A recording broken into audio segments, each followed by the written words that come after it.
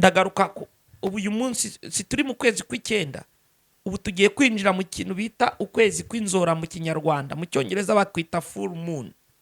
Full, ukwezi kuzuye. Ubu ku itariki 18 mu Rwanda tuzaba twakwinjiyemo. Abasazi bagomba kuba bakiyongera cyangwa bagakira. Ni spirituality. Umenya umuntu ashobora kugira muri spirituality, ibintu basha kubona muri spirituality ntibikwiye kukwaprova ko uhuye n'umuntu w'Imana, ahubwo ijuru rikeneye kukwaprova. Isi y'umwuka igira ahantu ihurira naho itandukanira. Ngize umugisha ibindi kuvuga abantu babyumva. Abantu bafite ubushobozi bwo kuba bagira amakuru. Hari icyo bita ko hari abandi bantu bareba, bumva, bakora badakoreshejwe n'Imana, bari rome spirituel mu yindi nzira. So mu magambo rero make uvuga ndabyumva. Wambajije ngo mbese bibaho yuko umuntu ikirere cya gihanuzi kigira aho gihurira. Umva Bibiliya irakubwira kubara 23 bahamagara Baraki, bamubwira ngo Baraki vayo tuvumira Abisiraheli. Kambaza bankurikiye, mwigeze mwumva Imana ireka Baramu arabavuma, cyangwa ubwo Imana yafashe akanwa ka Baramu yajya kuvuma hagasohoka umugisha? Ako kantu gatindeho ntabwo yigeze imubuza kuvuma. Ikikora ifata mwanya wo gusora amagambo y'umuvumo, gahindura umugisha, ikayasora amagambo y'umugisha. Agezeho namubwira ngo cyangwa ibitambo n'ibiti, amuhindurira. Baze gusoma izo nkuru, aramuhindurira mujyana ahandi. Nabwo yajya kuvuma akarekura umugisha. Ageze aravuga ngo babunzwemo n'intare. Agera naho avuga ngo iyaba nari mpfuye nka bariya abantu. Baramu yari umugabo utari mu Mana, bari bamuzanye atari Umwisiraheli, bari bamuzanye ngo ahangane na Mose. Mose wari ku rwego rwumva Imana, ariko amuzanirwa kuvuma. Kuvuma ni iki? Ni amagambo ashobora kuza ari mabi akavugwa n'ufite ububasha. Kandi muri spirituality tuba mu byiciro. Mu isi y'umwuka, mu isi y'umwuka abantu baba mu byiciro. Gusa dufite abantu bavuga ko barimo nta barimo. Hari bikuza umwuka w'umuntu bigirana isano n'icyo bita fréquence nziza, autorité kenshi umuntu abasha guhabwa zigirana isano n'amarangamutima meza. Niyo hahandi wigeze uvuga ngo umuvumo w'umupfapfa uhinduka umugisha kuwuvumwa. Ayo magambo wavugaga ari mu Migani 26 basoma umurongo wa 2, ngo nk'uko igicwi cyangwa intashyi igenda ihaguruka igafata, niko n'umuvumo w'umupfapfa umeze. So mu isi y'umwuka dabo ushobora kubanza kumenya ngo mbese ibi, ngaruke kuri ya mvugo wavuze, mbese ibi byavuzwe impande zose. Uwo Joel ninde? Harya wa wundi wambwiye ninde? Mama Chance ninde?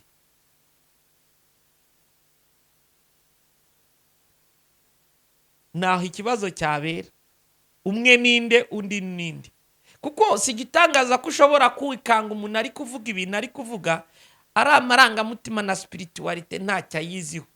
Ibigendanye nka teleportation yo gufata umuntu umwimurira ahandi n'inzira bikorwamo. Aho uri kunyumva? Bivuze ngo aramutse ari umuntu uri mu isi y'umwuka neza uyizi, ibyo avuze byanze bikunze byawe. Bishobora byanze bikunze byamugora, ariko sheke komeye ni uko byaba bimeze gutyo. Ariko ushobora gusanga uwo muntu ari muto, kandi nkurikije uko watangiye ushobora gusanga abo bana bose ari abo mu nzu imwe, ari umwana warakaranyije n'undi, bose ari abo mu rugo rumwe. abo bana rero bari mu nzu imwe nta n'umwe muri bo umubyeyi yahaye inshingano. aho uri kumva icyo nshatse kuvugara.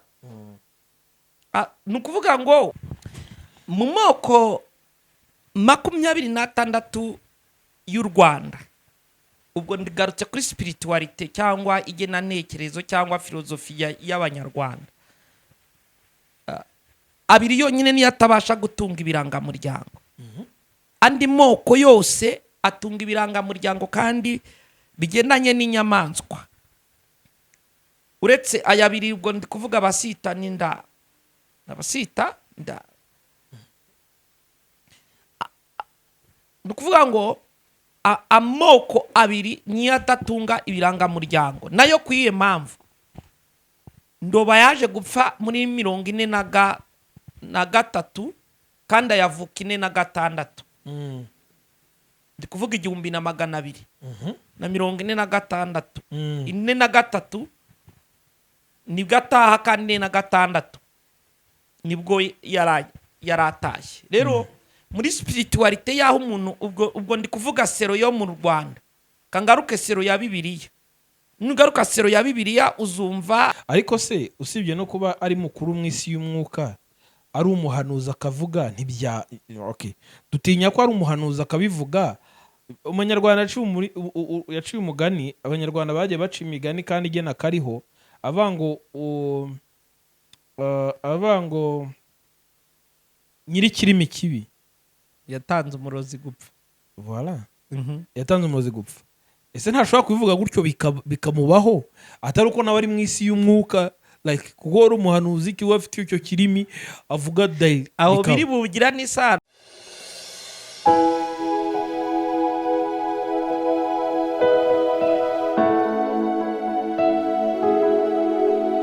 Unzi Ihumure TV, mwiriwe mwaramutse bigendanye n'ahantu muherereye.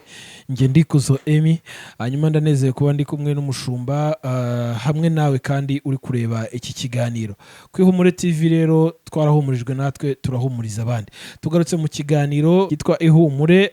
Ntekereza ko rero n'iby'agaciro wakoze subscribe, warakoze cyane. Imana igumugisha. Nawe utarayikora uyikore kugira ngo tubane mu biganiro byacu byinshi bitandukanye bizatugeza kure, kubera ko turashaka kungukirwa mu buryo bw'umwuka n'uburyo bw'umubiri. Ndahezagiwe rero ku bwanyu, muhabwe umugisha n'Imana. Aho muherereye mu bihugu bitandukanye, Imana ibahe umugisha. Ariko noneho munyemerere tubanze dusenge, tubane muri iki kiganiro twasenze. Data, turagushimye ko uri umutunzi w'imbabazi, kuba turiho rero n'ubuntu bwawe. Nubwo kenshi na kenshi twiheba tugaca mu bitugora n'ibiturushya, ariko turabizi ko uri data mwiza, turabizi ko uri umutabazi, turabizi ko uri umurengezi, kandi turabizi ko twumva buri munsi, kuko imbabazi zawe zitagira uko zingana. Ntabwo hariho igiciro twakwishyura, kuko habaye igiciro twishyura cyaba igiciro gihambaye cyane, ntabwo tugifite. Kuba turiho n'imbabazi zawe. Abagiye nabo nuko nyine isi igihe cyabagereyeho, ibintu byose mu isi biragenda bisimburana.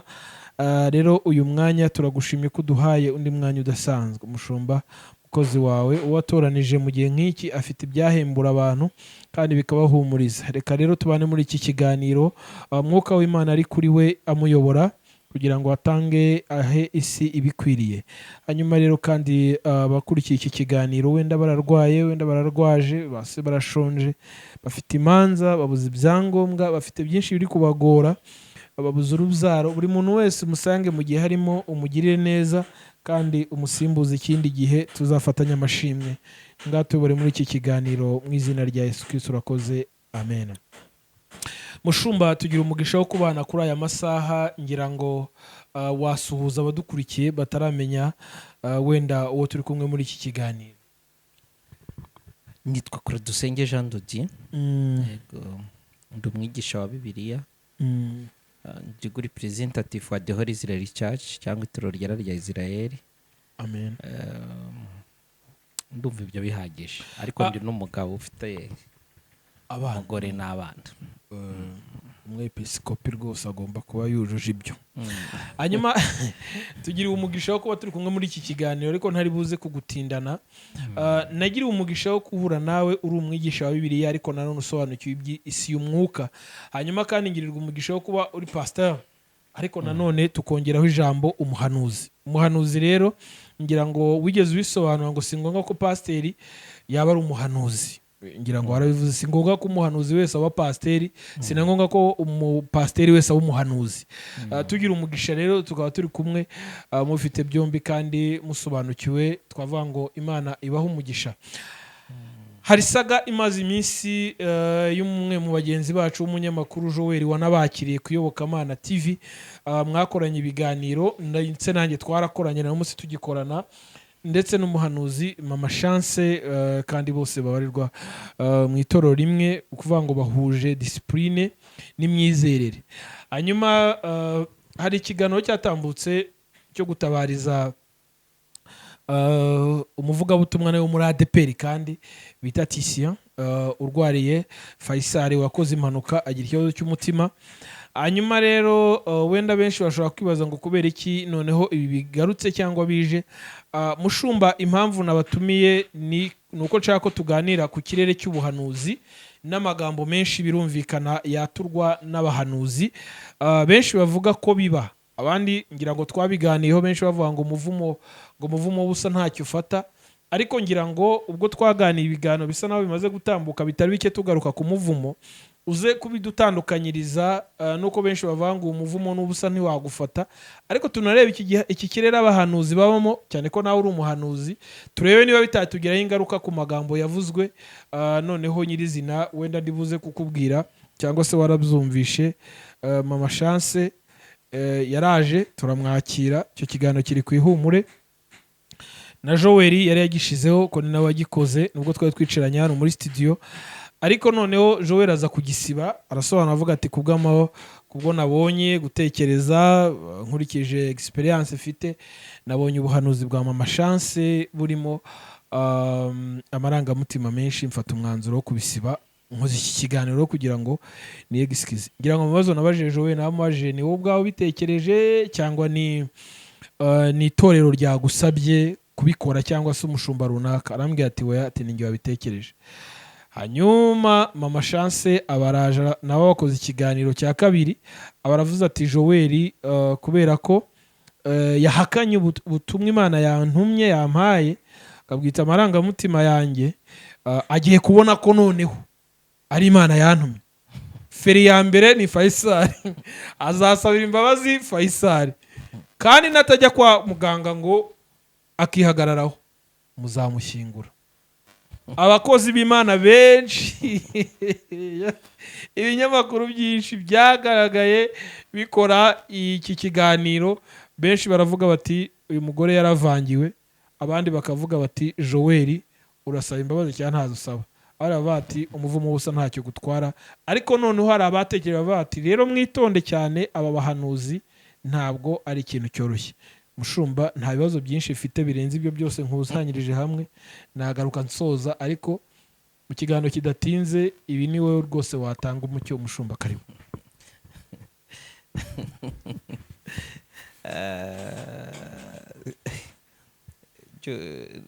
Emi, ababo bose, abe Joel, abe harivuze n'indi Mama Chance, abo bose nk'uko bivuze ni abana b'urusengero. Bose ni abana b'urusengero, ubwo ngubwo yo bose baba babarirwa mu biganza byanyu, ubwo mba nanabatumijeho. Bose ni abana b'urusengero, kandi nk'uko uvuze ntago ndabugirirwa umugisha wenda wo guhura na Mama Chance, ntavuga ngo bose ni abana b'urusengero ngo yomba, ntago sindumva ikiganiro na kimwe cya Mama Chance ngo menye revo ye mu kumva, ariko Joel we ndamuzi nk'uko ubizi. Abo bose rero ni abana b'urusengero, nari mvuze ngo yo bose baza kuba mu biganza byabo nshinzwe gukontorora, mba nakabatumije mu buryo bunyoroheye, ariko nubwo ngubwo si igitangaza ko naza kubigerageza. Ntagendeye cyane kuri Mama Chance, ngendeye kuri Joel ko tuziranye, ubwo na Mama Chance nshobora kumubona bikunyuzeho. Uraza kunyemerera mbanze nite cyane ku umbarijemo ibintu byinshi, ndita cyane kuri rusange kuruta kwita ku muntu cyangwa ku nkuru nk'uko benshi babasha kubigenza. Ngenda garuka kuri monde spirituelle cyangwa isi y'umwuka.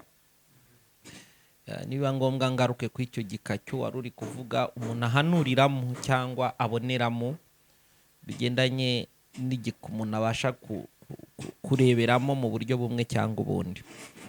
Ibyo rero nza kuvuga ntago ndagaruka kuri abo ngabo nyuma. Ibyo ngiye kuvuga ntago biri specifique ku ari we wese kumwe muri bo.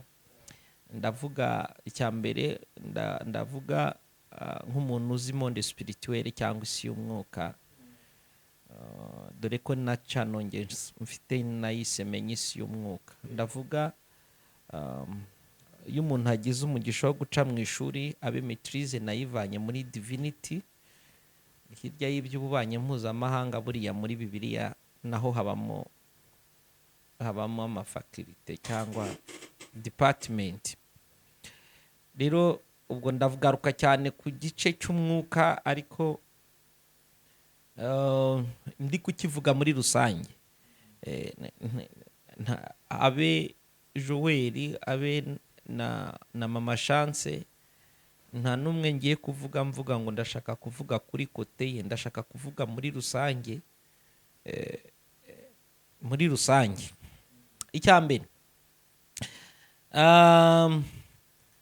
iyo bari kuvuga ikirere, icyo nakita ndabyita gute, universe univers, ikirere nyirizina, iki kirere mubasha kubona icyo bareberamo kiri mu bice kirimo imbaraga eshatu, kibamwe imbaraga eshatu. Naho ndi buhere nimusoma igitabo cy'Itangiriro 1:2, mbere na mbere Imana yaremye ijuru n'isi, aho n'umurongo wa mbere, ariko 2 haravuga ngo isi yari idafite ishusho, yariho ubusa. Ariko icyo cyanditswe wakinsomera, Itangiriro 1:2, kugira ngo ibyo mvuga mbigendanye n'uko byakagombye. Itangiriro 1:2 ku murongo wa 2 bavuga ngo isi yari itagira ishusho, isi yari idafite ishusho, yariho ubusa, iriho ubusa. Umwijima wari hejuru y'umuhengeri. Ahantu bumve, umwijima uri hejuru y'umuhengeri. Umwijima uri hejuru y'umuhengeri. Isi ntifite ishusho, iriho ubusa. Umwijima uri hejuru y'umuhengeri. Maze umwuka w'Imana yagendagendaga hejuru y'amazi. Umwuka w'Imana nawo ari hejuru y'amazi. So ndagira ngo abantu baho bahumve, birasa nkaho biri bungore kugira ngo aho hantu baze kuhumva, ariko ndagira ngo abantu bumve Imana mu kurema umuntu. Itangiriro 1:26 ivuga ngo atware, agenga, ayobore. So umuntu yamuhaye ububasha bwo kuyobora ibyo bintu hoze usoma, ku guiding ibyo bintu, kubiha icyerekezo. So hari ikintu bita dimensions, dimension ya mbere niyo siriho ubusa. Dimension ya kabiri, so muri bwumve ibintu bigiye aho hejuru biri kugenda biba kibe, bigendanye n'isi ubwayo. Mu mwuka w'umuntu, mu kirere habamo icyo bita umwuka w'Imana, spirit of God, umwuka w'Imana. Hakabaho umwuka wa dayimoni. Aho baze kubyumva panant, ntago ndi kuvuga ikuzimu. Umwuka wa dayimoni ntago ndi kuvuga munsi, ndavuga hejuru.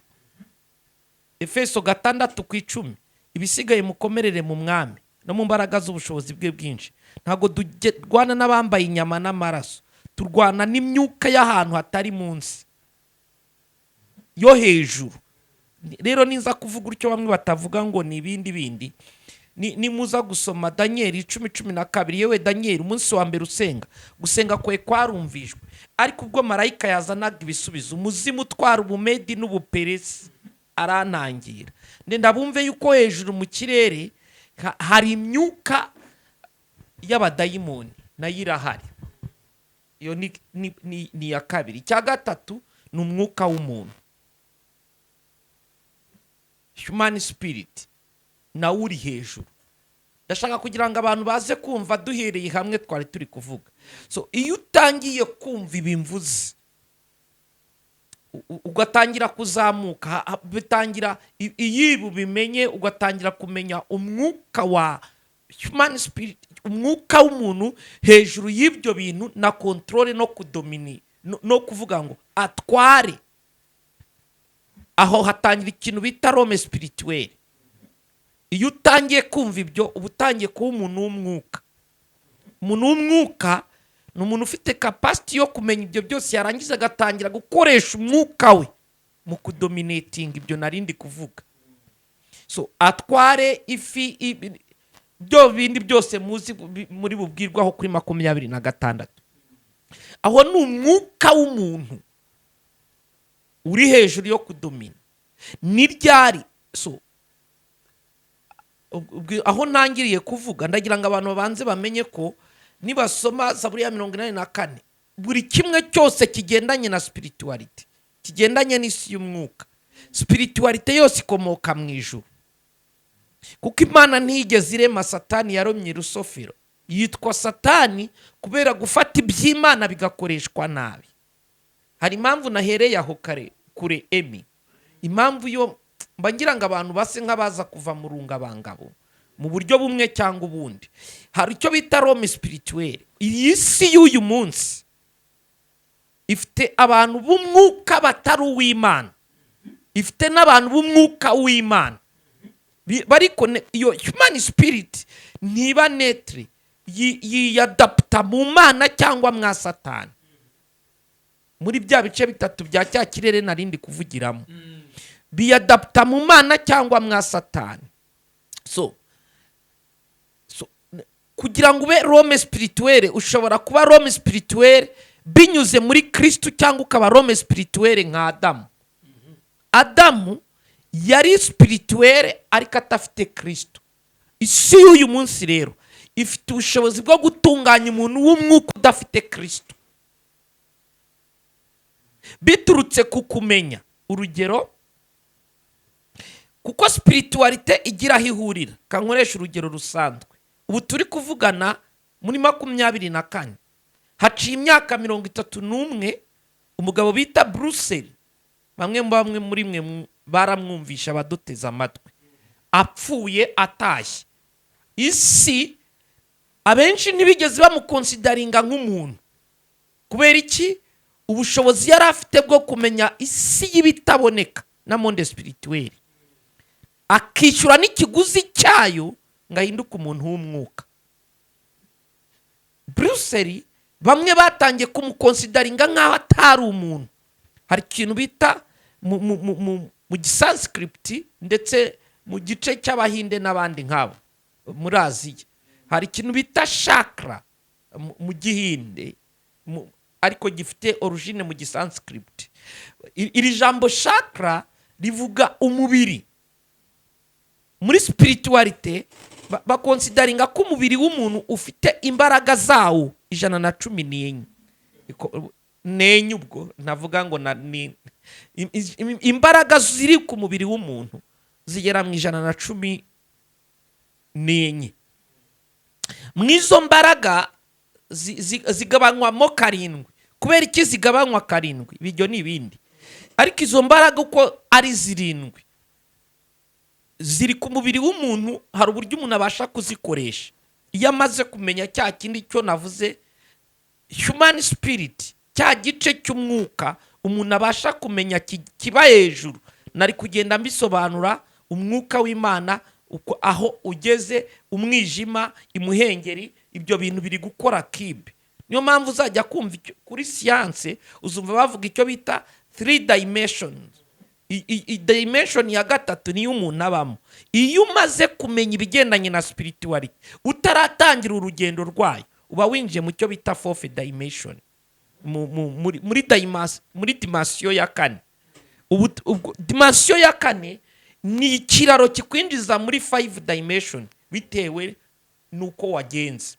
Uwageze rero mw'icyo kigendanye na dimension iyo ndi kuvuga, wayikonsideringa nka kane, wayikonsideringa nka gatanu, biterwa n'igitabo wabashije cyangwa nuko abantu babashije kukwigisha. Ariko mu buryo busanzwe isi y'ibitaboneka niyo muyobozi y'isi y'ibigaragara. Abayiburayo 11:3 niyo mpamvu isi y'ibigaragara nayo ubwayo irakomoka mu bitagaragara. Iyo umuntu ashaka gukomera, umuntu wabashije gukomera ajya muri icyo bita isi y'umwuka. Isi y'umwuka igirana isano, urugero hari cyo nahoze mvuga kigendanye mu isi y'umwuka, hari ikintu bita ijisho, andi maso ataraya. Urugero, uwo bita Elisa asengera Gehazi, yarasenze ngo muhumura amaso arebe, ariko hari amaso yari yabonesheje ingabo, ariko amusengera kugira yandi maso. Pawulo asengera Abefeso, arababwira ngo ndabasengera ngo Imana ihumure amaso y'umutima, ihumura ayo maso y'umutima. So bivuga ngo hari ayandi maso mu isi y'umwuka arahari. Kandi scientifically ubushakashatsi iyo bukozwe, uko ayo maso afunguka cyangwa uko afunguka ntabwo ari byo ndibuze gutindaho. Ariko icyo nari nshatse kukumenyesha ni uko aya maso y'umubiri afite ubushobozi bwo kureba hagati ya 1 na 3% bigendeye ku rumuri. Kuko n'ubu ngubu twicaye aha, haramutse hari umwijima nshobora kuba ntari kukureba, ariko kuba ntakureba ntibivuga ko udahari. Niyo mpamvu hari uburyo amamicroscope, ibintu byinshi bitandukanye bigira ubushobozi bwo kureba ibyaya amaso y'umubiri atabasha kureba bigiye bitandukanye. Simvuze ko microscope ari role ishinzwe gufungura amaso y'ijisho rya gatatu, ariko nari nshatse kuvuga ko aya maso y'umubiri afite limit, afite ahagarukira. Hari uburyo rero bwo gufungura ijisho rya gatatu. Ubwo byasaba ngo twigishwe ahanini ni gute umuntu azamuka mu isi y'umwuka kugira ngo agere kuri urwo rwego. Uwageze rero kuri urwo rwego rugendanye n'iryo jisho rya gatatu ashobora kugira ibyo yumva cyangwa abona biturutse kuri level agezeho. Iyo level rero wayigeraho uri mu Mana cyangwa ukayigeraho utari mu Mana. Uranyumvishije? Iyo level mvuze yo kumenya isi y'umwuka cyangwa isi y'ibitaboneka, kuko iri mu bice bibiri, wayigeraho binyuze mu Mana cyangwa ukayigeraho bitanyuze mu Mana. Aho byabinyuze handi byasaba ngo mbitindeho mbivugeho byinshi. Reka ngarukeho gato. Ubwo ndi kuvuga nsatira gusubiza ikibazo wigeze umbaza. Aba ari ukugira ngo nibuze abantu bagira ikintu kimwe babasha gufata. Hari inzira zo gukuza umwuka wawe, bimwe muri zo nakavuze ubwoko bw'ibiryo umuntu ashobora kurya. So hari abashobora kurya umubiri w'umuntu n'amaraso y'umuntu. Yohana 6:48 na Yesu agaruka ngo mutariye umubiri w'umwana w'umuntu ntimumwe n'amaraso ye. Ariko ugaruka uruhare rw'igaburo mu gufungura amaso y'umwuka no gukuza umwuka ukuriho kugira ugire ubushobozi bwo kudominate kunesha umubiri ugaragara. Hari uruhare rw'ibiryo bisanzwe nakavuze. Wibuke kugira Adamu na Eva babashe kuva muri presence y'Imana, hari icyo byasabye. Bibasaba ko bararya bakabona ko bambaye ubusa, no gusubira hameze nkaho hari ukurya n'ibiribwa ngo usubira hameze nkaho, hari rwo kurya ngo usubiraho no kutarya. Hari ubwoko bw'ibiryo biribwa ku muntu bitewe n'imbaraga ashaka. Urugero, muri za mbaraga navugaga, nigeze nkoreshamo umugabo bita Bruce, yakoreshaga cyane imbaraga za gatatu n'imbaraga za gatandatu. Wambaza ngo nizihe?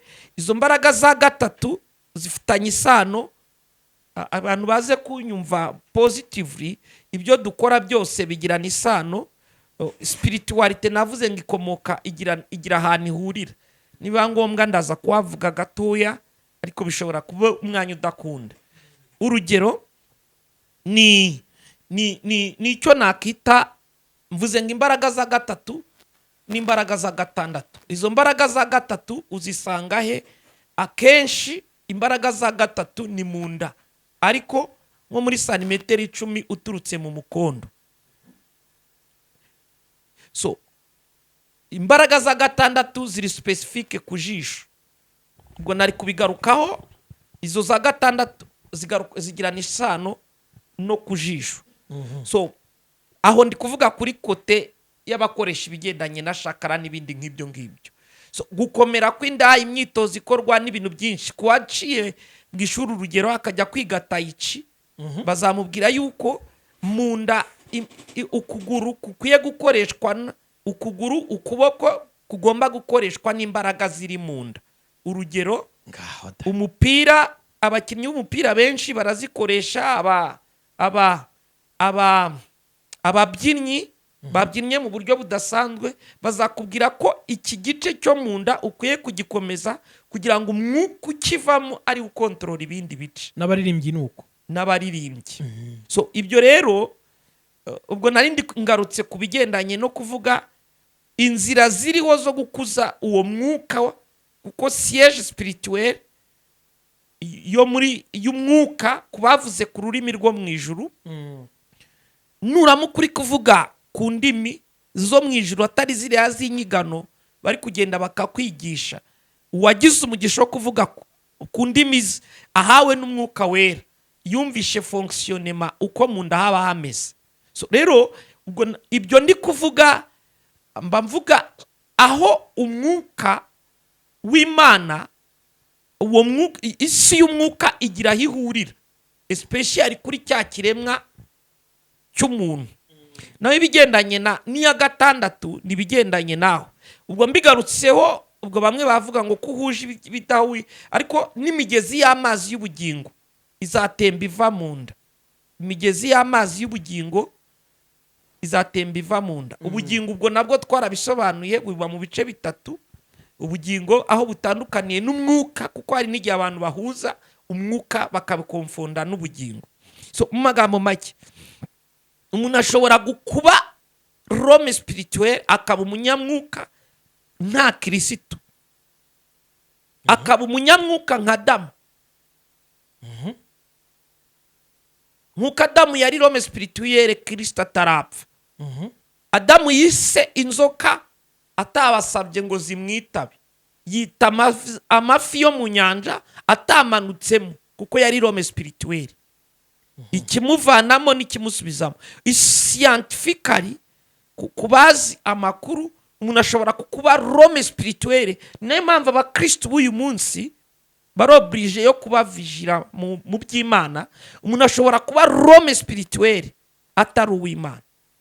Ekada ukaba umuntu w'umwuka utari uw'Imana. Kandi ukaba umuntu w'umwuka. Izo nizo ngero narindi gutanga. Reka nkoresha urugero nari mbahaye. Reka nkoresha umugabo nigeze mvuga, Bruce. Yari umugabo ufite ubushobozi bwo kugutera ingumi 25 mu isegonda. Kamera z'icyo gihe ntizaba ziri ku rwego zamufata. 20 akuribaza umva isegonda rivuga ngo rimwe.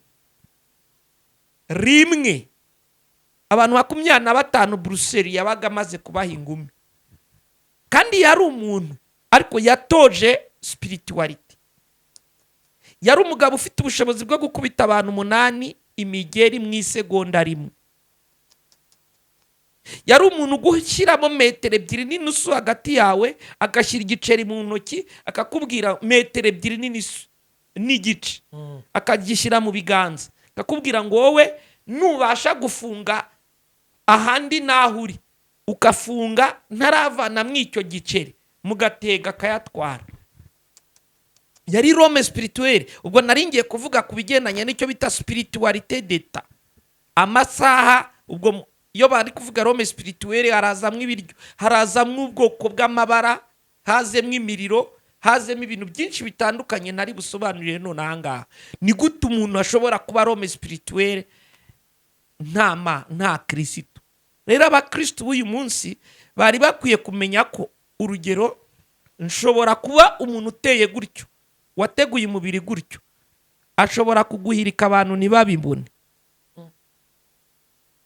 Aho uranyumvishije? ntumenye uko gukozeho nawe ubwawe bikagucana. Ntumenye ko yanagukozeho, kuko ni Rome spirituelle. Ariko ni bimwe tujya tubona muri filime, koko ntitubyemere ngo bibaho.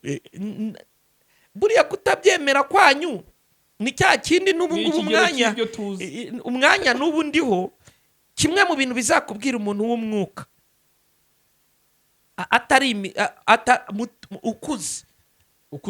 ukuze mu mwuka ashobora no kwemera iby'abandi atari uko abyizera. Kwemera no kwizera ni ibintu bibiri. So ubu uyu munsi uze kureba icyo bita sokakayi y'abajapo. Harimo uwakize kansa kandi ntiyasengewe.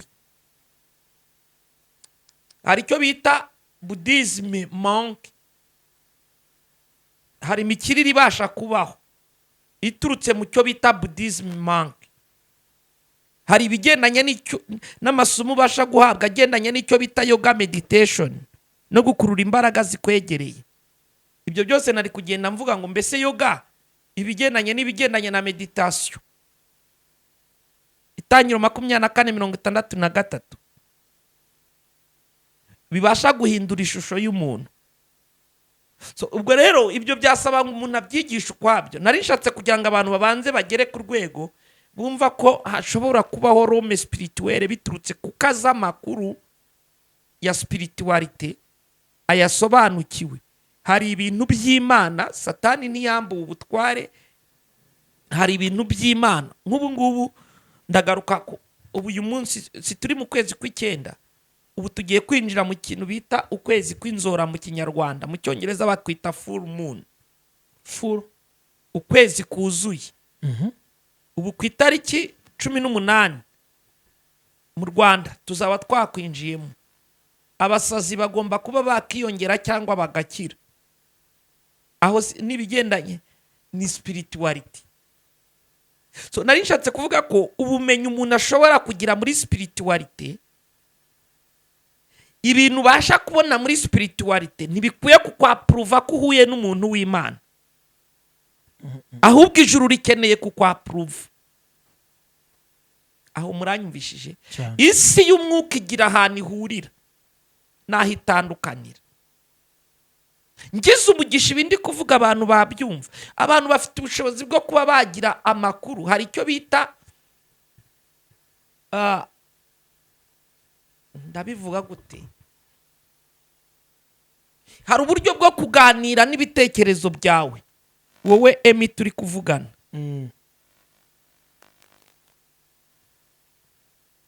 Hari ikintu bita telecnosis. Telecnosis ni ubushobozi, therapy ni ukuganira n'ubwonko bwawe.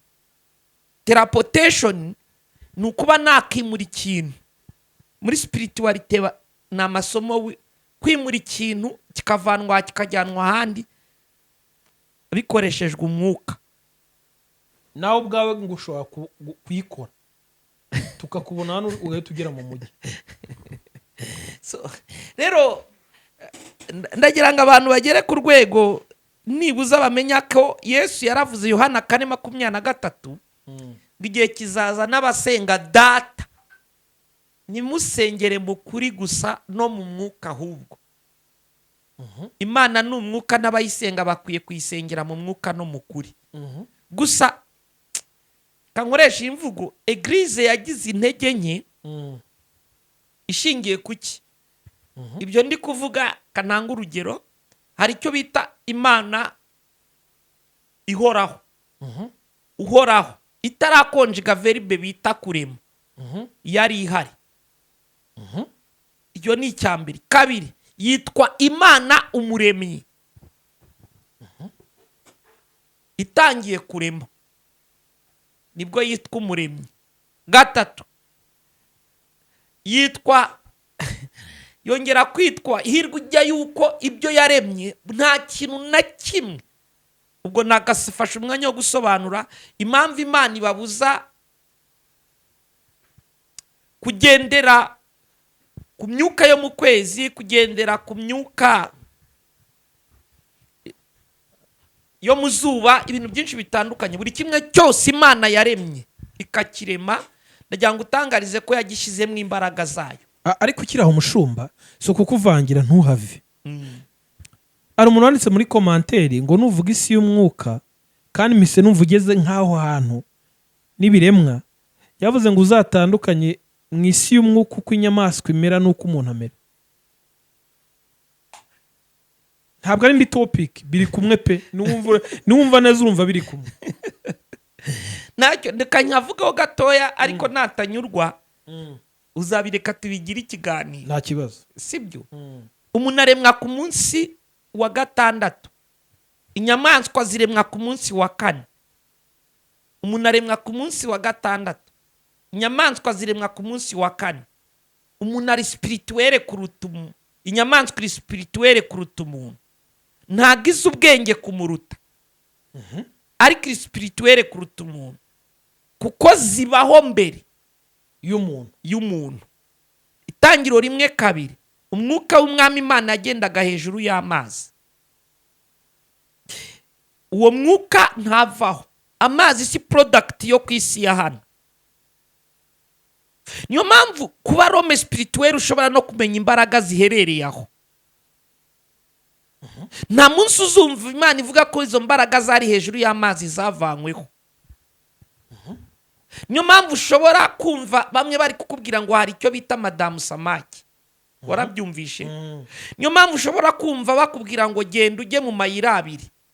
Niyo mpamvu ushobora kumva bagutumye ku mazi. Niyo mpamvu ushobora gukira bakakubwira guturira amazi. Niyo mpamvu ushobora kugira byinshi bitandukanye biri inyuma y'amazi. Inyamaswa ziri spirituelle kuruta umuntu, kandi zibikagira aho bahurira. Aho bahurira naho batandukanira reka tuzahigisha ukwabyo kugira ngo tutajya kuri. Ariko icyo nshaka kukumenyesha, ku itariki 10 z'ukwezi kwa karindwi, icyo bitaga Azeri, umutambyi yafataga inyamaswa ifatika akayirambikaho ibiganza, akayivugiraho ibyaha bya famiye runaka, igapfa mu mwanya we. Inyamaswa zigira aho zihurira n'umuntu. Kangaruke especially hano aha mu Rwanda mu 1200 by'umwihariko na 12 haratangira umwami bita Ndoba mu Rwanda. Uwo mwami yongera guhuza abantu n'inyamaswa mu moko 26 y'amanyarwanda. Uri busangemo uretse ubwoko bumwe, ubwoko bubiri, icyo bita abo bita indara. Amoko abiri yonyine niyo adatunga ibirangamuryango. Buri muryango wose ufite inyamaswa y'upresenta. Nta muri ayo 26 nta na bamwe badafite mu moko 26 y'u Rwanda. Ubwo ndigarutse kuri spiritualite cyangwa igenantekerezo cyangwa filozofiya y'abanyarwanda. Abiri yonyine niyo atabasha gutunga ibirangamuryango. Andi moko yose atunga ibirangamuryango kandi bigendanye n'inyamaswa. Uretse aya abiri, ubwo ndi kuvuga abasita n'inda. Abasita nda. Ndikuvuga ngo amoko abiri niyo atatunga ibirangamuryango. Nayo kwiye mpamvu Ndoba yaje gupfa muri 43 kandi ayavuka 46.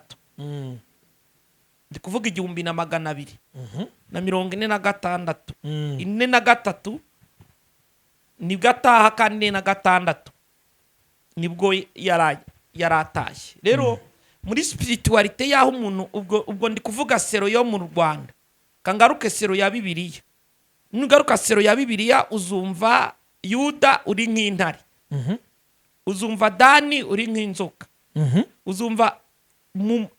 uzumva Nafutali na Lewi bahuzwa n'imbogo, ahandi wumve bahuzwe. So ndi kuvuga ubwitangiro 49. Abaza gusoma baraza kugenda basoma ibyanditswe bigiye bitandukanye, nakabahaye imirongo nuko ntabonye uwo mwanya. Bishatse kuvuga iki? Sero ya Bibiliya abantu bagiye bahuzwa n'inyamaswa, kandi no muri gena ntekerezo rya Kinyarwanda birimo.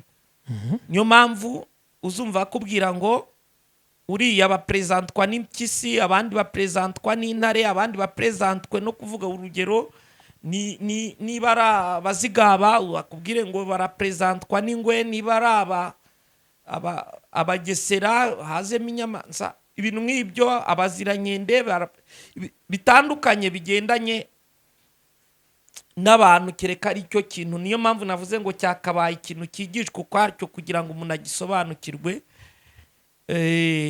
mu buryo bwimbitse. Ariko abantu n'inyamaswa bagirana isano ryihuse kuko bagiraho ibyo bahuriraho. ngo kandi inyamaswa ikamenya mbere, ugarutse handi muri hasi y'umwuka, ikamenya mbere. Inyamaswa imenya ikiri spirituel, inyamaswa icyumva vuba. Kankoreshe Bibiliya kuko ariho turi. Ntago indogobe ihetse Baramu ibona marayika, indogobe ihetse Baramu irabona marayika imubone mbere ya Baramu w'umunyamwuka ugereranywa na Mose. Iramubona mbere, kandi ntago yo biyisaba kuyikora ku maso. Ukorwa kuri ku maso ni Baramu, ntago ari indogobe. Kuba bizi umuntu waba woroye nk'imbwa utaragera mu rugo, imbwa ifite ubushobozi bwo kumva ko nyirurugaje ari hafi bataramukingurira. So umuntu, inyamaswa iri spirituel kuruta umuntu. Urugero, hari umuntu ushobora kuba yabona igihunyira gishobora kuza kuvuga ko muri aho hantu hari nukurupfu. iyo nakibonye bagitera amabuye benshi, bavuga ngo ariko cyo kiri gupresent ibiri imbere, kiri kukumenyesha icyo wakabaye ukora. Ni bya bindi bavuga ngo Mikaya ntimumunzanira mpanurira ibibi, ariko niba ari byo bihari, ushatse wahangana na cya kibaho ukamenya uko kiri kuruta kurwanirira utakikubwira. So ubwo nari ngarutse ku gisubizo warumbajijemo gakeya, mvunaguye mu magambo make. Nari nkivuga ko Rome spirituelle abaho, kandi akaba ari mu Mana cyangwa akaba mwa Satani. Ibyo byaba, hari inzira nyinshi z'abantu babasha gukira batanyuze mu Mana, banyuze mwa Satani. Ahubwo konsekanse zo guca mwa Satani ni iki Imana ibuza. Nimwirengagize yuko haba muri Urimu, haba mu bufindo no ku Mana, Sawuli yarabajije hose Imana iraceceka. Igitabo cya mbere cya Samweli 28:3 ajya kubaza ku mupfumu bo kurandori, ajyayo ashikanuza Samweli amuha amakuru, kandi ibyo yamuhanuriye byarabaye. Si umwanya wo kuvuga ngo kuba ikintu cyasohoye no kudasohora si ikimenyetso cy'uko ari icy'Imana. Ni nayo mpamvu Bibiliya izakubwira ngo naca nibucya agashaka kukuyobya inzira, kutakwiye kuzabyemera. Niyo mpamvu umuhanuzi mukuru akwiye kuba ijambo ry'Imana. Kandi byose turi kubivuga, turi gukora mekanizme de defense, natwe turabona. Yego. Ndi kubivuga ari bya bindi bavuga ngo atunga impano imwe, byaba ari ibindi bindi. Ariko kubo dusengana nabo mu rusengero n'abandi bantu duhura mu nzira tugenda, icyo sinkidiscussing. So ariko ndashaka kugira ngo abantu bumve yuko kuba umuntu akubwiye ibiri byo akakubwira iby'ukuri si ikimenyetso cy'uko ari uw'Imana, ukwiye kumusobanuza isumba byose. Yego. Kabiri, muri iyi miza ya nyuma musigaye mwemera Satani kuruta Imana. Ako kantu gatindeho. Abantu ni kimwe mu bintu kimaze kunanirana. kuko umusozi w'idini wabaye muto n'irindi nyikora rwa ruhererekane. Nyuma ya cya gihe Imana yaje gufata Isirayeli yikonsidaringa nk'ishyanga izigaragarizamo. Nyuma ya Isirayeli ku babizi, ubwo nari ngeze kuri gatatu, nyuma ya Isirayeli Imana iza guhagurutsa itorero. Itorero rivutse rishaka kugira ngo nibwo Imana ivutse, nta kindi kigerageza abantu bafite. Itorero ryigisha yuko wagira ngo Imana itangirana naryo, kandi Imana irahari imbere yuko ribaho, kandi yari ifite uko ibana n'abantu batandukanye. Itorero ridahari, ahubwo itorero riza Imana ihasanzwe. Niyo mpamvu abantu bakwiye kumenya ko hari ikintu bita impano z'umuremyi zari zisanzwe zikora nta torero rihari. Aho se uranyumvishije? Impano z'umuremyi zari zisanzwe zikora nta torero rihari. Imana yajyaga ivugisha abantu bayo batandukanye nta torero rihari. Niyo mpamvu impano y'ubuhanuzi iri buze mu mpano 9 z'umwuka, rwa mbere rw'Abakorino 12, ariko niyo mpano inashaje, yari inasanzwe na mbere ya za mpano 9 z'umwuka. Hari impano z'umuremyi n'impano z'umwuka, n'impano za Kristo. Kandi impano za Kristo ni ministere 5, ariko impano z'umuremyi zirahari za kavukire. Ntabwo Imana ihisha Farawo imyaka 7 y'inzara,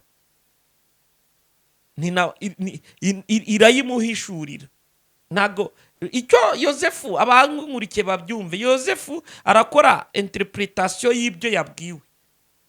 Niyo mpamvu ni mu gusoma Yobu 33, 14 na 15, Imana ifite ukuntu isura umuntu usenga n'udasenga bose yabasura. Hari ibintu Imana yaremye kugira ngo bipresente imbaraga zayo, ahubwo usenga akora ate, udasenga agenda ate. Kandi umuntu uba netre aba victime y'ibyo. Uri netre udasenga ntanaraguze, akaba ari aho mo hagati, aba victime. So ibyo si byo nshaka gutindaho muri uno mwanya. Kongera kugezaho Imana umucamanza nabwo bizongera byakigishwamo ibindi byabyo. Ariko icyo nshaka kugira ngo abantu bumve nuko Imana ihari, itorero ritaraza.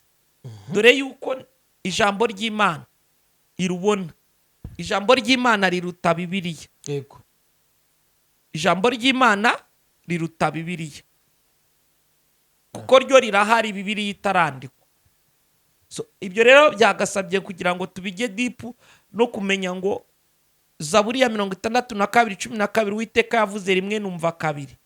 Kumva ikitavuzwe, ahubwo ugasigara ukonsirita bya bindi kari iby'Imana.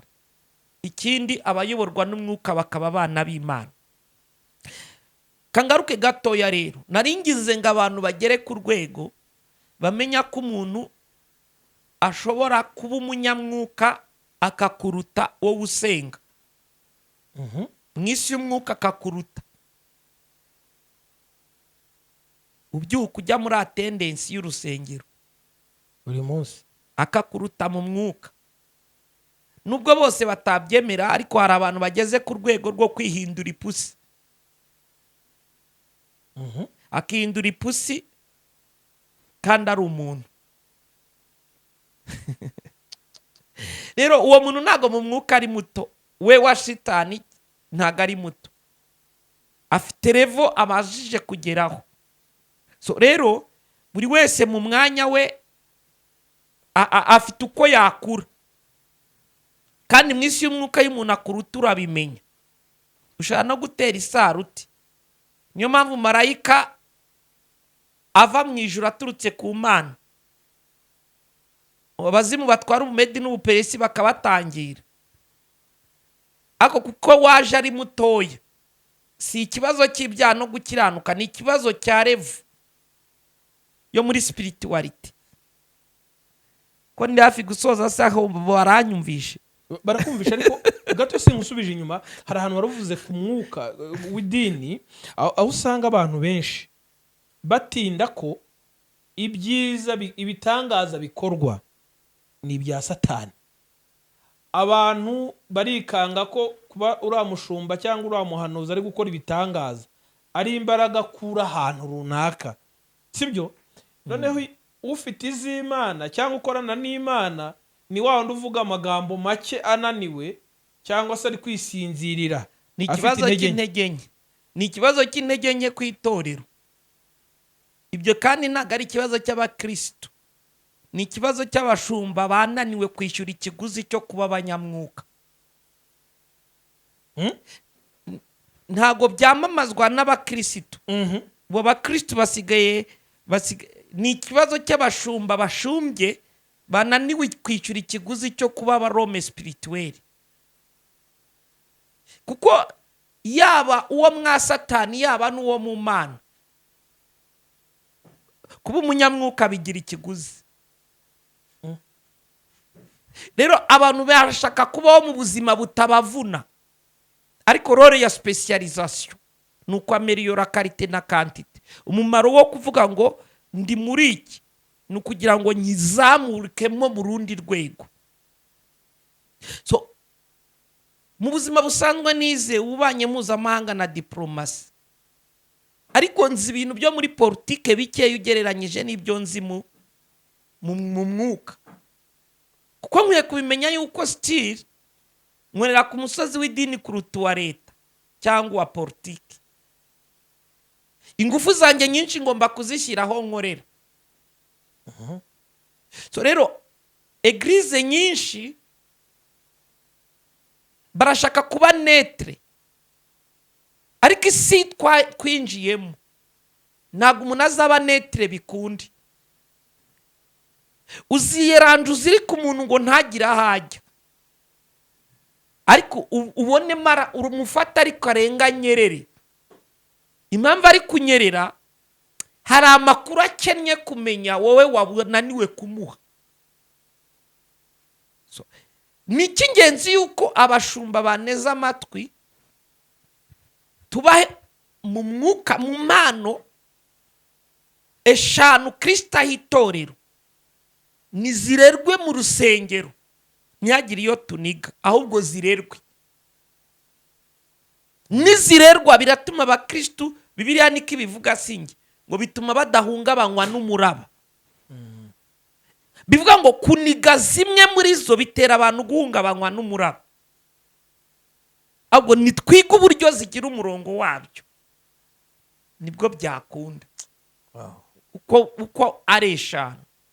Naho umuntu muri we yaryamye yarose, kandi barakubeshya, hari inzozi urota ukamenya ngo zifite meaning, kabanga ariko izi nzozi nubwo naramenya ubusobanuro burahari, ntuzifate nk'izisanzwe, ukahita ubimenya ko zidasanzwe.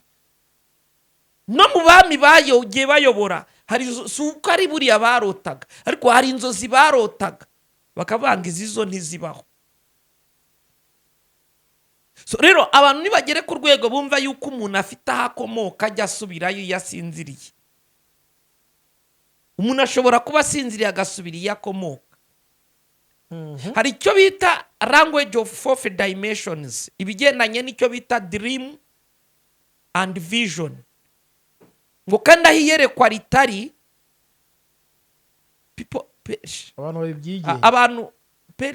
abantu barabibyigenge bazigenga. So abantu nibamenye ko hari level, ahubwo hari igice cyo mu Mana n'igice cyo mwa Satani. Rero ndaza kugaruka ku kintu kimwe.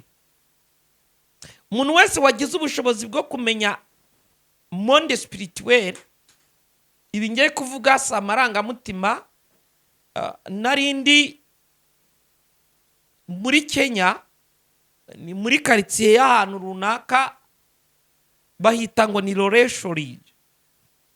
Abari muri Kenya bumvuze bahamenye. Umugabo umwe unarinzwe yaje arambaza ngo uzava hano ryari, kuko aho narindi hari ku muntu ukomeye ntiyari buhankure. Iyo nza kuba ndi ku muntu woroheje aba yaramfasha akanyirukana. Ubwo yaraje arambaza ngo uzava muri iyi quartier ryari. Nyine nibyo nshaka kukubwira. Zava mu iyi quartier ryari, mubwira ko nzayivamo ku cyumweru.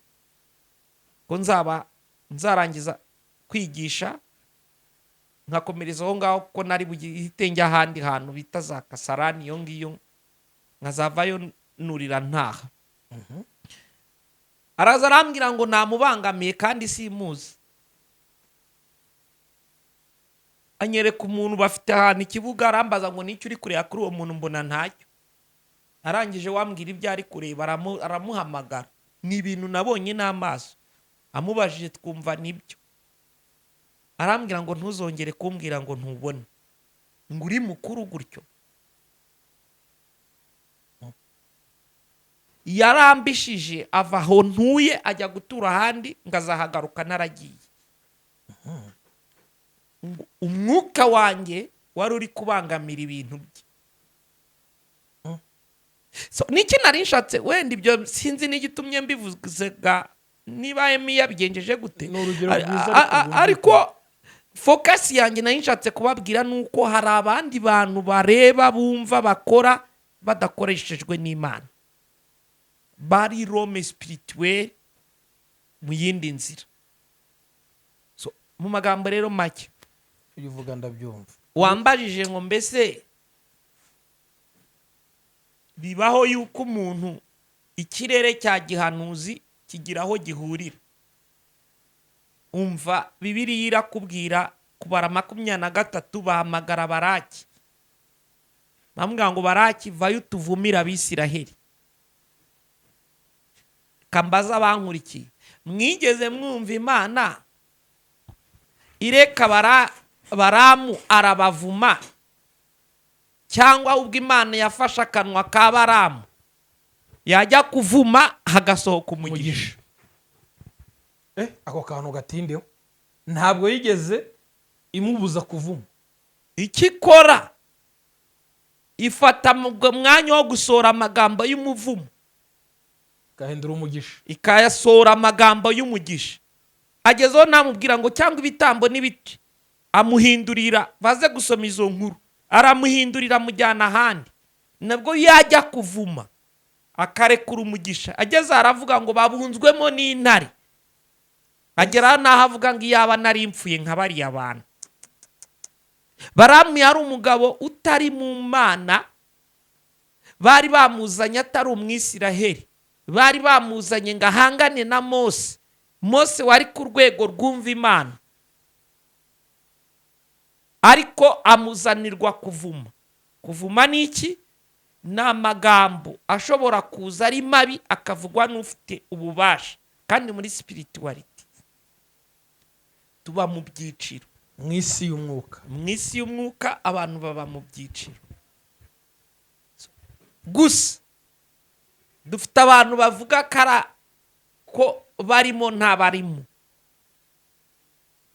Hari bikuza umwuka w'umuntu, bigirana isano n'icyo bita fréquence nziza, autorité kenshi umuntu abasha guhabwa, zigirana isano n'amarangamutima meza. Niho hahandi wigeze uvuga ngo umuvumo w'umupfapfa uhinduka umugisha kuwuvumwa. Ayo magambo wavugaga ari mu Migani 26 basoma umurongo wa 2, ngo nk'uko igicwi cyangwa intashyi igenda ihaguruka igafata, niko n'umuvumo w'umupfapfa umeze. So mu isi y'umwuka dabo ushobora kubanza kumenya ngo mbese ibi, ngaruke kuri ya mvugo wavuze, mbese ibi byavuzwe impande zose. Uwo Joel ninde? Harya wa wundi wambwiye ninde? Mama Chance ninde?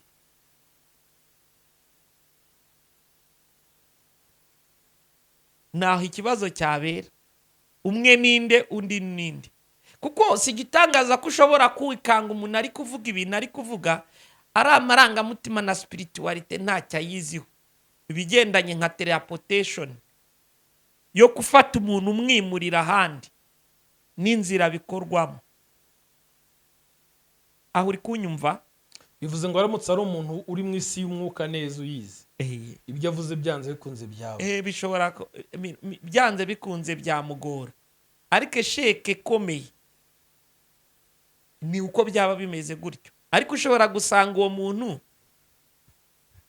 ari muto, kandi nkurikije uko watangiye ushobora gusanga abo bana bose ari abo mu nzu imwe, ari umwana warakaranyije n'undi, bose ari abo mu rugo rumwe.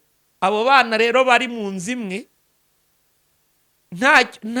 nta n'umwe muri bo umubyeyi yahaye inshingano. aho uri kumva icyo nshatse kuvugara? Ni ukuvuga ngo Kanani ababyeyi be, ndi kuvuga Nowa, asindutse asanga Kanani yamwamamaje uburyo yambaye ubusa, aravuga ngo azaba umugaragu.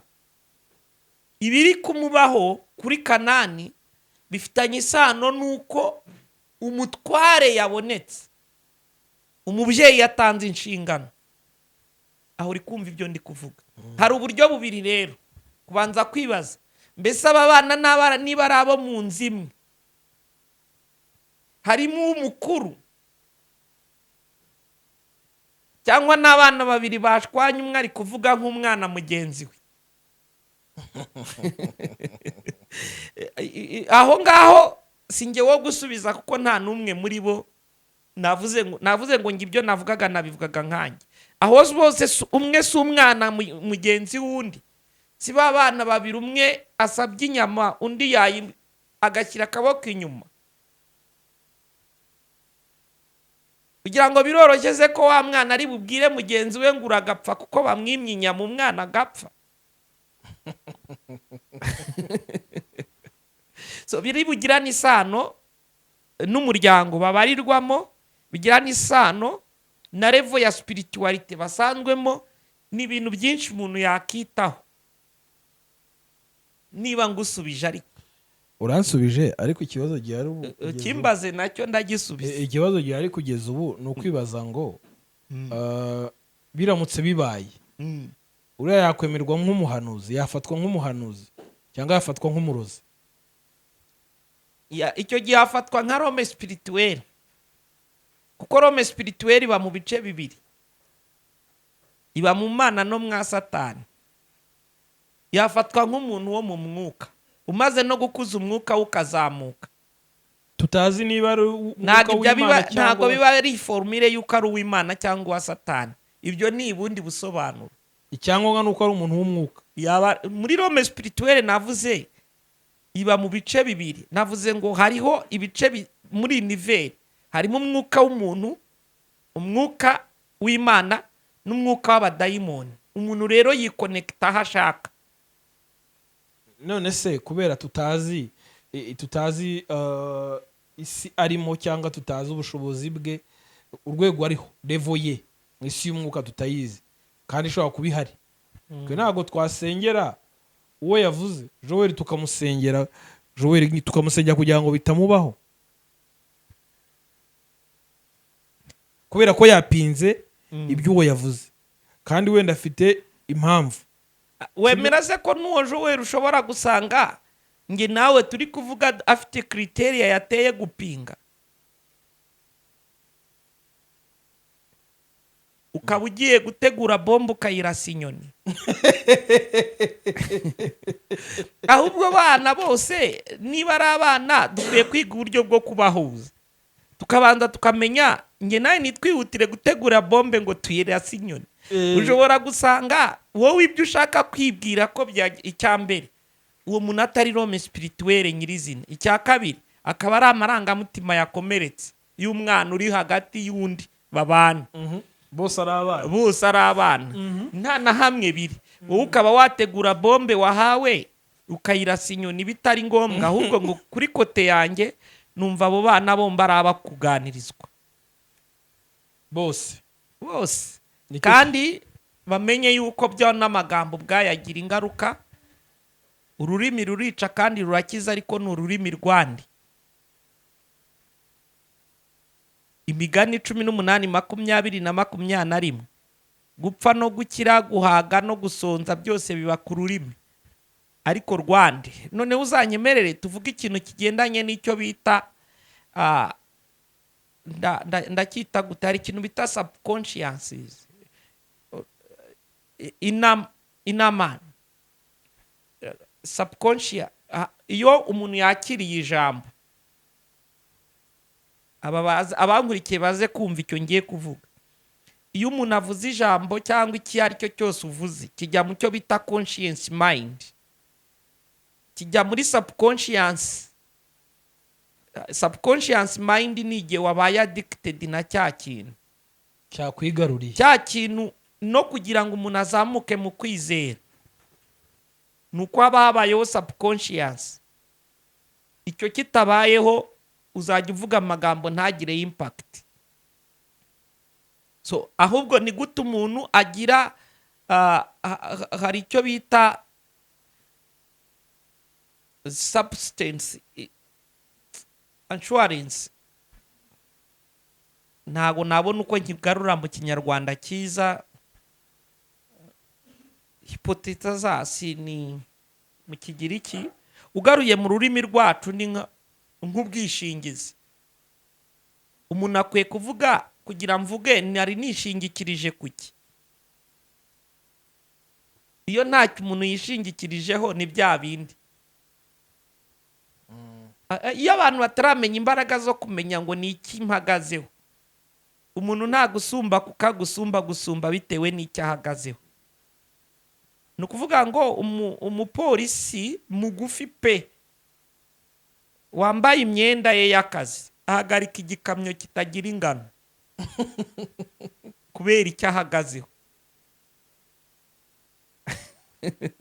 Rero bigirana isano n'ibyo ngibyo. Uko mubona bimeze mu buzima busanzwe no mu isi y'umwuka niko bigenda, kandi isi bitaboneka niyo muyobozi kuruta isi y'ibigaragara. none Imana ihande urufunguzo. Ninde Imana ihi urufunguzo rwo gufunga no gufungura? Murakoze murakajya mu ijuru. ikibazo cya nyuma, ariko se usibye no kuba ari mukuru mu isi y'umwuka, ari umuhanuzi akavuga ntibya okay, dutinya ko ari umuhanuzi akabivuga. Umunyarwanda yaciye umugani, abanyarwanda bagiye baca imigani kandi igena kariho avango nyirikimi kibi Yatanze umurozi gupfa. voilà. Yatanze umurozi gupfa. Ese ntashobora kubivuga gutyo bikamubaho, atari uko nawe ari mu isi y'umwuka, like kuko ari umuhanuzi kiwe afite icyo kirimi avuga daily. Aho biri bugira n'isano n'uwo wahemukiye. Ubwo hatangiye ijambo rivuga ngo uzamumenye amakara yaka ku mutwe. Ibyo hatangiye isano n'icyamuteye kuvuga. Wemera se ko hari umuntu uzakubwira ngo ngeye umuntu amemukiye agira ingaruka? Ugira ngo ze ni buri wese umwemukira ngo agire ingaruka ko bigira n'isano n'ibyo yamukoreye? Ni ikibazo cy'igihe. Hari ikintu bita karma. Karma ni ijambo rivuga igikorwa.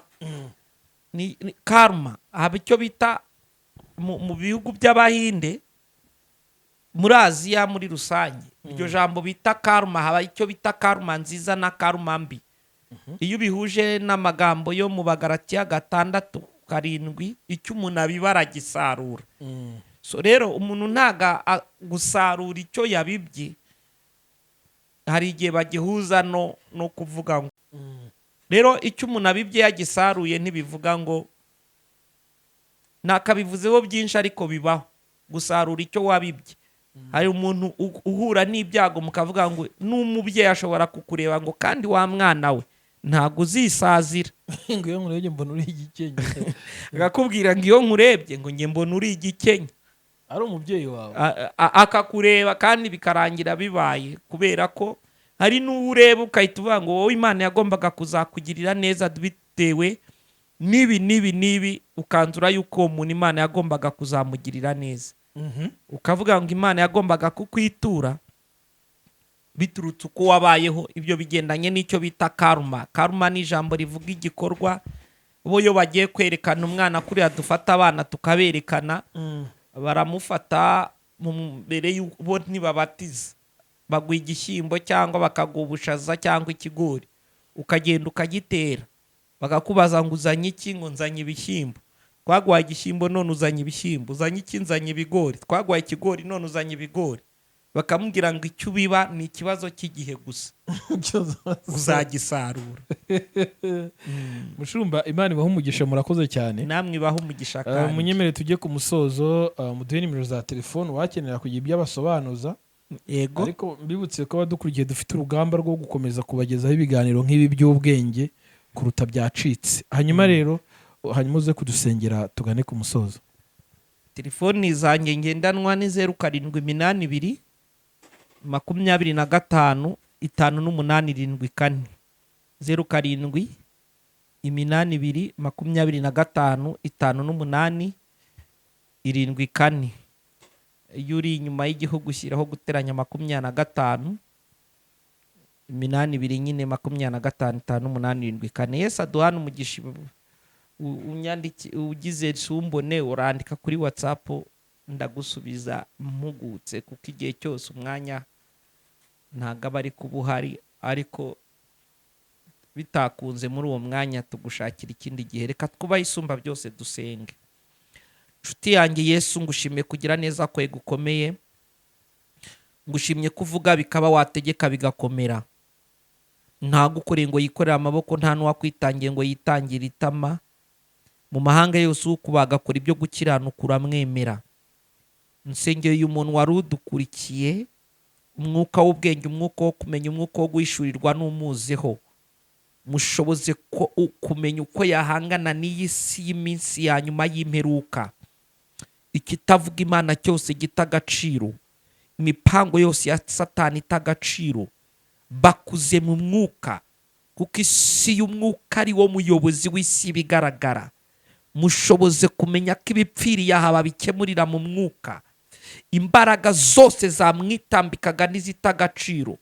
Icyo ushaka n'igikorwe hano ariko nk'uko kiba mu ijuru. Shoboza uyu muntu kugira ibyo ahishurirwa, mazina rye rihabwa icyubahiro.